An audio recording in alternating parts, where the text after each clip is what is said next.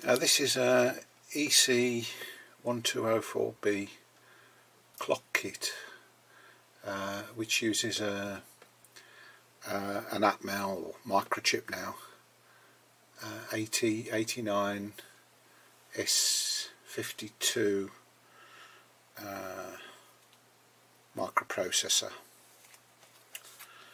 which I've reprogrammed to have what I think are more sensible modes. Now you can't really see the display, can you? If I switch that light off, and then a little tip that's a good idea with these sort of 7-segment displays is to stick a bit of a post-it note over the top of the display, which makes it clearer. Right, so in standard it's got all sorts of flashy displays, but it's not particularly useful as a clock, so I've reprogrammed it to be what I think is more sensible as a clock. So we've got you can see the seconds incrementing around, and then the minute hand has got 3 LEDs. So this little 3 LED portion here is indicating that it's 48 minutes past the hour, and then where my thumb is, you see there's a group of 5 LEDs there. That's the hour hand. So the idea is that you look at the biggest chunk of LEDs, and that's the hour, and then the next biggest chunk is the minute, and the one that's moving is the seconds. Now the different modes, that's 12-hour mode. If you just press that's 24-hour mode. Just press the button, it switches it into 12-hour mode, which doesn't have a leading 0. And then we've got the date, so it's the 27th of June today. Or you can switch the display off altogether and just have just the LEDs moving around. One thing I've done that I don't think the original kit did is it remembers what mode you're in when you power it down. So if I put it into, say, the date mode and cycle the power, if I unplug it, plug it back in again, you see it's come back on in date mode. It remembers the mode it was in when you power cycle it. I've also I think improved the setting mode. So if you press and remember it's in date mode at the moment, I want to press and hold, and that's what it'll come back to at the end. If I press and hold the mode button, this puts it into setting mode, and the first thing it does, it shows a H to say that we're programming the hours first, and it's always in 24-hour mode when you're setting that. So now I'm pressing the plus button, and you see it shows you the hour from 0 to 23, and also moves it around on the LEDs to show the current hour. So that's set the hour to 8. Press the mode button, and it's now setting the minutes. And again, if I press it, it'll move it around a minute at a time. If I press and hold it, it advances at about 4 steps per second. Now you'll see when the minutes LEDs pass the hour LEDs, they sort of get eclipsed by it, and there's always a 1 LED gap either side of the hours of the hour hand, that group of 5 LEDs. That's to avoid it being a bit confusing when the minutes overlaps the hours.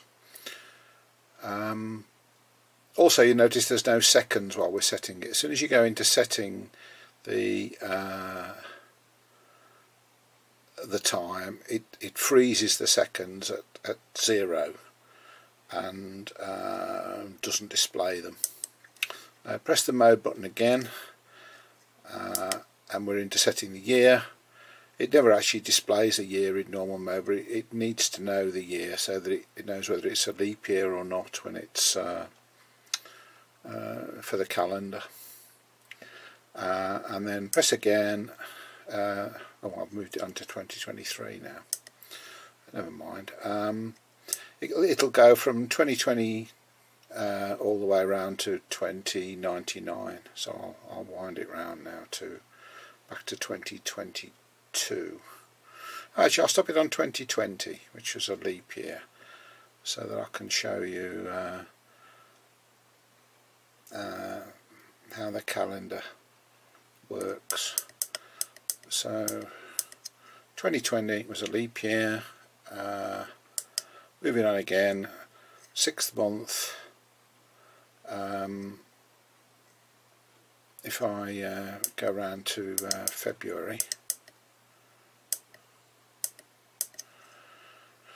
so there should be 29 days in February 2020. So we've got 27, 28, 29, back to 1. So it knows how many days are in each month.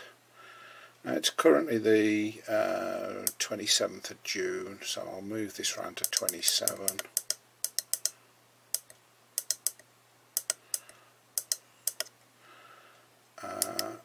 And it's currently about 10 to 4, so we'll set it to hour 15.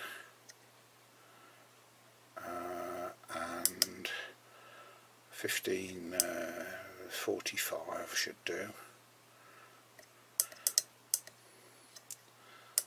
And we're in 2022, and it's the 6th month, 27th day of the month. So now I'm going to do a long press on the mode. It'll go back to showing the correct time, and it will start from 15:45 exactly. So if you want to set the seconds to 0, that's the way you do it. Set it 1 minute ahead. I'm going to long press the mode now, and remember it was showing the date when we went in, so it should go back to showing the date after this long press. And there we go. So it's showing 15:45 exactly, and it's remembered the display mode. I was showing the date. I'll just put it back into 12-hour mode, and I'll put it in 24-hour mode, and I'll record a sort of time lapse of the hands going round and tack it on the end of this video. So you'll notice I've not described how the buzzer works, because I've just got it muted. I find it very annoying, and there aren't no temperature display either, which was never accurate, but I could add that if anybody's interested. It's just a matter of reading the one-wire temperature thermistor, and we could display the temperature in Fahrenheit or Celsius. And at the moment there's no sort of flashy animated LED displays around the ring on the outside, but it would be pretty easy to add some of those if anybody wants them. Okay, well, let me know in the comments what you think, suggestions for improvements, whether you think we really want the buzzer and the temperature, or whether we're better off without them. And as always, thanks for watching.